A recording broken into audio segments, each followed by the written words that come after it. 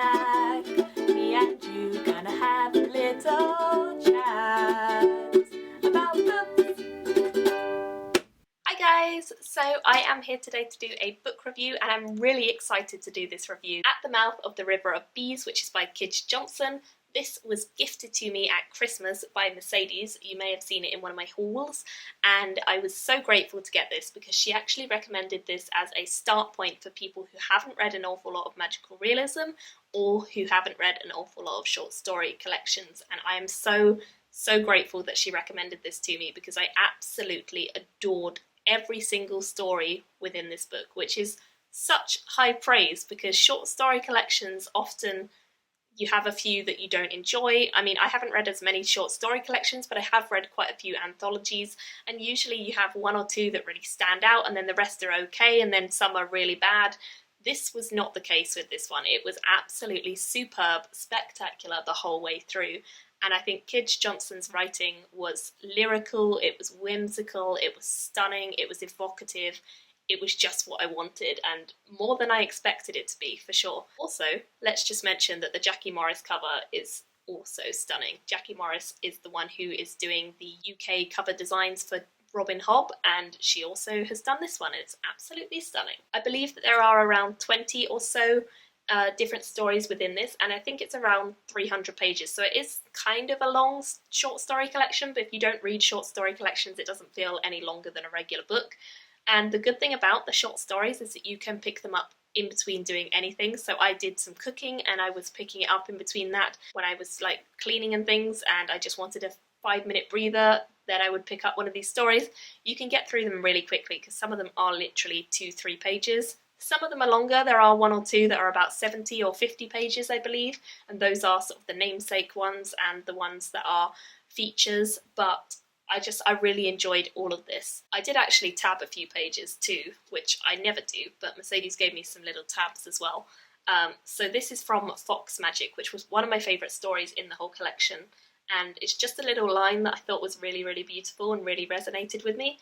A mountain seen through shedding clouds, a pretty woman glimpsed through a gap in the curtains. And I really loved that line. I just thought that was so sort of lyrical and beautiful and stunning, and yeah, it was just lovely.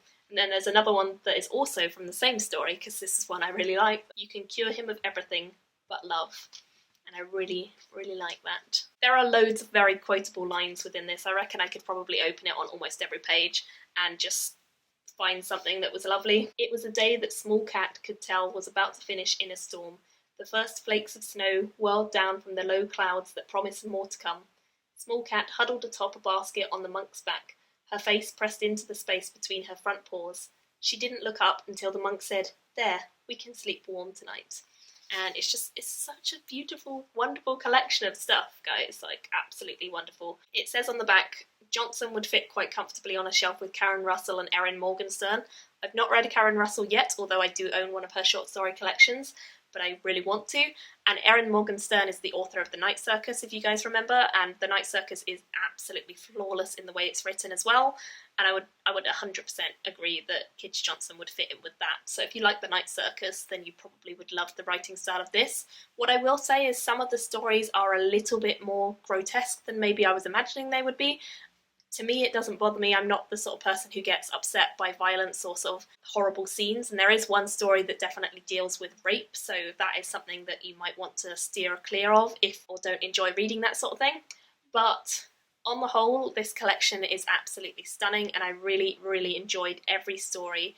They all felt like they each had their own narrative voice. I never once felt as though I was reading the same story in a rehashing. It was always a very original idea and a very original voice who was narrating that idea, whether it was an actual narrator or not. And I just felt like it was so full of like moments that I thought about the book. I sat down and I had a great time thinking about that passage. Also, Mercedes left me these little notes in the story that she had put in place for me with certain sections that she thought I would really enjoy, and that was also awesome because it was like a little treasure hunt that I was doing whilst I was reading the book, and I had a fabulous time doing so. I just Oh, I just adored it. I think probably some of my favourite ones in this. Fox Magic was definitely one of my favourites. I also really liked the one about the mist, which is such an interesting story about a guy who has to try and build a bridge over this misty place where these kind of horrible things live in the mist, for people to be able to cross and for sort of infrastructure to build up there, and that was really, really interesting. I also loved Bitey Cat. I thought that was emotional. It was really charged, full of exciting stuff, actually very funny at times too. The Horse Raiders was one of my favourites. It was kind of about this clan, and it was such an interesting concept because I love anything that is sort of clan focused. I think it's really original, and she definitely did a great job of kind of creating a really interesting clan-based society and the world that they lived in. That was fantastic. Ponies was a story which was just, I don't even know what to say about that one, to be honest, because it was just like shocking. So not what I thought it was going to be. It started out really nice and then it was shocking, like seriously shocking, but pretty great as well, like absolutely fabulous. There's a few stories that involve cats in this, but I really enjoyed the story about the cat who walked 1,000 miles because that was fabulous, and oh, it's just such a nice cute idea about these cats who have these stories and their ancestors pass these stories down throughout years, and then this cat loses her ancestors and has to go on a journey to try and find her ancestors and people related to her, and it was just emotional. Like all of them were so good, like absolutely good. I couldn't tell you that there were bad ones in this because I didn't think there were. I genuinely thought all of them were really fascinating for their own unique reasons, and I was emotionally hurt by this book at times, and I was laughing along with it sometimes, and I was just shocked by it sometimes, and I think it really plays on all of your senses and all of your emotions. So I would say 100% really worth checking this out. I ended up giving it a 5 out of 5 stars. It was superlative in every sense of the word. Like I loved it so much.